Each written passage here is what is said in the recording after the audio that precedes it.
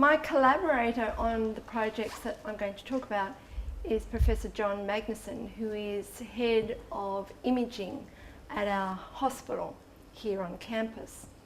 And we met quite by accident. I work in ancient history, and I used to work in the Museum of Ancient Cultures. And he came in one January, about three years ago, and we got talking, and he was asking me about my research. I'm an archaeologist. I've worked in Pompeii for 15 years.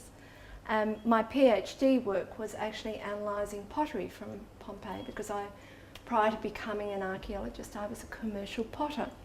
Anyway, we talked away and, excuse me.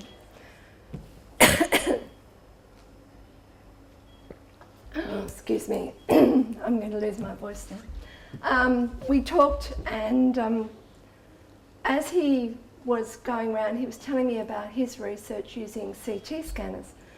And we were talking away, and finally, as he went out the door, he gave me a throwaway line saying, "I think I can help you analyse pottery without destroying it." And I thought, oh yeah, sure, boys with toys, no, that's not possible. So I thought about it a bit, and then I took him up on the offer. So that started a very productive and fertile research analysis between the two of us. And now I spend quite a lot of my time over at the hospital working with the CT scanners. So this is what we've done. The first part, which I've alluded to, is to analyse archaeological material non-destructively. So, for instance, if you go to any ancient archaeological site in the world, the most common artefact you'll find is pottery. And that is because once clay is heated up to about 200 degrees Celsius, it changes physically and chemically, and it can't be recycled back into clay again. So unlike glass and metal that were recycled in ancient times, clay is forever changed and it can't be recycled. That's why there's so much of it, and that's really good because it keeps me in business. So I'm a pottery specialist. So normally when you're working on an archaeological site, you have tons and tons of pottery. Now, if you can analyse where it's coming from, you can quite often determine trade links, and you can determine the economy of the area, and you can often determine who was buying what and where from and why. So if you can provenance the pottery that you're looking at, it's a huge bonus because it gives you so much more information. But normally on an archaeological site, we would take samples of clay and destroy them to analyse where they're coming from. So a typical way of doing this is to use a thin section analysis, and this is where you have a little trough and you put pieces of pottery in and you fill the trough with resin, and then when it sets you pull the block out and you slice it very finely with a diamond cut saw. And that means you can then polish the slide and look at the inclusions in the clay and then have an idea of where the pottery is coming from. And this is exactly what I did for my PhD. I used thin section analysis to do the majority of the analysis, and I had over nearly 300 slides of pieces of pottery being analysed. Quite often we also use more sophisticated technology, and this includes techniques like X-ray diffraction, X-ray techniques, which in turn destroy the item. So, if you want to get an X-ray reading of the major and minor elements in the clay, you put it through a machine, something like this, and your sample is here where the blue is. You grind the pottery up into powder, you put the sample in, the ray gun sends a ray through, it actually vaporizes the sample and then takes a reading of the major and minor elements out of it. So pretty destructive. You don't even have the powder left. The powder is totally vaporized. But this is a really common technique for provenancing pottery. So in Pompeii, where I've worked for 15 years, I was told that certain types of pottery were imported from the Eastern Roman Empire. We have two kinds. Italian sigillata is supposedly the predominating pottery, and then this so-called imported pottery from the Eastern Roman Empire, dating to around AD 20. So I set about analysing this pottery and also looked at another kind of pottery called black gloss pottery, made in the Campanian region around Pompeii and made in 3 different fabrics. So I wanted to see what relationship this so-called imported pottery was, because I didn't understand why potters would stop producing pottery and then import it if all they had to do was change the way the kiln is fired. Because the only difference between red slip pottery and black gloss is the fact that with red, the potter has put it into the kiln and allowed lots of air into the kiln, and it oxidizes the pottery, giving it a red colour. If you put it in a kiln and close down the air supply to the kiln, it turns black. It's a reduction firing. That's the only difference. So I thought, why did they stop producing pottery? So this whole idea of the pottery being imported into Pompeii was generated by one person who only looked at the pottery in the archives and determined that a third of the pottery coming into Pompeii was coming from the Eastern Roman Empire. And based on Pucci's publication in 1977, every archaeologist working in Pompeii has followed suit. So any kind of pottery that isn't glossy and shiny, and obviously not Italian sigillata, is deemed to be Eastern and dated to AD 20. Okay, you with me so far? So what I did, using destructive analyses, thin section analysis, and chemical analysis using a ray gun, I found something very unique. We have 50.8% of the pottery, of this kind of pottery in Pompeii, is made locally. It's made around the Vesuvian area. The other major red slip pottery accounts for 46.3%, and that is Italian in origin. And we know that by the look of the pottery, the clay, and the potter stamps associated with that production. We have only very small amounts of imported pottery. Gallic sigillata coming from southern France, 1.2%. African red slipware, ARSW, 0.5%. And of the pottery I studied over 15 years, only 1.2% could possibly be imported from the Eastern Roman Empire. A very different scenario. So that kind of upsets a few theories. So this is where John came in after I'd done my PhD, after we met.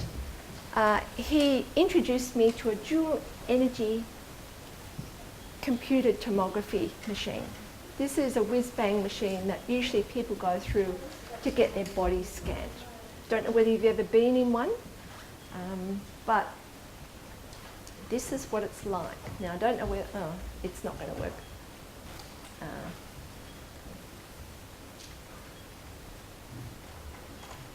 Okay, why won't that work? Ah, there we go. This is what the inside of that machine is like. It whizzes around. So if you've ever had a CAT scan, you'll understand why they put a cover over the scanner, because you'd be lying there like this And this is what it does. And it actually uses that machinery to capture not only the outline and the image of the person or pottery under the scanner, but also the composition. So the dual energy component gives you the capability of capturing the composition of what you're looking at. So what we did, we put some pottery from Pompeii through the scanner, and this is pottery that I've already analysed, I know where it's coming from, and we put in the two types of pottery, the locally produced fabrics, 1 and 2, there are 2 fabrics, and the black gloss pieces that they most likely match. So we put it through the scanner, and this is what we found. So up the top, we have black gloss C and Vesuvian sigillata 2. So this newly identified Vesuvian sigillata comes in 2 fabrics, 1 and 2, and it matches a pre-existing production of pottery made in the Campanian area, black gloss C. The other pottery that you see on the lower level, black gloss A and Vesuvian sigillata 1, and you can see that they're completely different. They are miles apart in terms of composition, and yet they match each other. The red and the black pottery matches each other. So in summary, for this part of the talk, thin section analysis, pretty destructive. Chemical composition analysis, totally destructive. And the CT scanner, you don't even have to take it out of the plastic bag. So it's really quite unique, and it gives us the opportunity to study a whole range of materials without damaging them. Now, I'm currently working at a site north of Rome called Carcele, and based on this non-destructive analysis, I was allowed by the Italian authorities to bring 260 pieces of pottery back to Macquarie to analyse. And based on that, purely based on that non-destructive guarantee. So we put them through the scanner and sent them back, and now we're studying the results. We're studying the composition. We have that data forever. We can now analyse that at leisure. Another aspect of the work that John Magnuson and I are doing are looking at cuneiform tablets. Now, I don't know whether any of you know what a cuneiform tablet is. Cuneiform writing is the earliest form of written communication that we know of. To me, it looks like chickens have walked across clay. Very, very nebulous. I have no idea what people see that they can actually read. So we have 24 of these in the Museum of Ancient Cultures on campus. And if you don't know about the museum, please go today and have a look. It's fantastic. And when you're there, ask, where are the cuneiform tablets? And you'll see the tablets that we've been working on. Now, quite often these tablets, they date from the 3rd millennium BC. They come from an area known as Babylon, or in ancient times, Iran, Iraq, that area of the world. Now, quite often these tablets were legal documents. They contained written information that was quite important. And quite often, if you had a tablet with writing that you wanted to capture and save, they used to wrap it in another envelope of clay. Now, these clay tablets aren't fired. They're not put in a kiln. So as you can understand, they're really fragile and really, really, very, very unstable.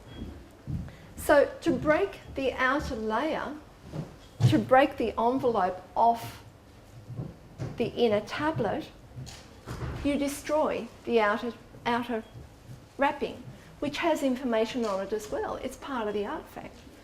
So, here are the Museum of Ancient Cultures cuneiform tablets. And so John and I selected some for analysis. Now, quite often, when you've got these tablets, if they're intact, you don't know whether they've got an inner tablet or not. So it's quite difficult to justify hacking into one to see if it's got an inner tablet. Not really good practice. So what we did, we put them through a different kind of CT scanner, a cone beam scanner. And this is a scanner used mainly to analyse dental structure in people. So this, we call it the baby scanner. And so we put it into this, and these are the kinds of tablets we put in. So as you can see, this particular tablet has writing on it, and it has a seal as well. So the seal has been stamped. And quite often in ancient times, if there was a dispute about what the contract was that's contained in the seal, under the seal, they would break open the outer tablet to confirm what the details of the contract or legal document were. So this is one such tablet that we analysed. This is another. This one's been partly broken, and you can see the cracks going through it. Quite fragile and very, very difficult to analyse by hand because you've got to handle it. So what we did, we put that one into the scanner. Now I'm hoping this is going to work.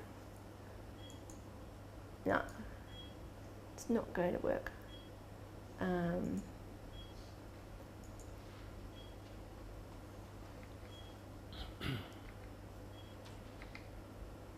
Okay, sorry. Here we are. It's down here somewhere, but I can't see it. No. Pity. Technology never works when you want it to. Okay, you're going to have to believe me and trust me. What we were able to do with the scanner was to unwrap it digitally without touching it. So we put it on the bed of the scanner, we put it in, we scanned it, we got the data, we took it away, and then we deleted the outside envelope. And we were able to read what was inside the tablet for the first time in 3,000 years. And that just gave everybody goosebumps. It was pretty amazing. Another project that John and I are working on is artefact reproduction. Now, quite often in museums we have objects that are far too valuable to give to people to study, too valuable to even contemplate taking out of a glass case. So visitors to museums are restricted by physical barriers from learning about artefacts. So we set about looking at ways of overcoming that, and we used this bowl. It's a Gallic sigillata bowl coming from southern modern day France, dated to around AD 40. It's intact, it's very rare, and it is extremely expensive. It was donated to the Museum of Ancient Cultures about 15, 20 years ago by very generous benefactors, and back then it cost about $40,000. So you don't sort of pull it out of the cabinet and give it to students to handle. No. So John and I decided that we would scan it. So I gently lifted it out of the case, put it in a packing case filled with polystyrene balls, as you can see, and we scanned it just like that. We didn't touch it. We put it on the scanner bed and put it into the scanner. And this is what we got. We brought it out and we sent that data away for printing. And here we have a copy of that bowl. And because there are so few of you, you can come down and touch it and see with your fingers at the end of the talk. And as well as that, we did the same for the cuneiform tablets. So this is a replica of one of the cuneiform tablets in the museum. Now, the person that can read this writing is having difficulty reading the writing as it wraps around the corner. So what did we do? We enlarged it for him to make it easier.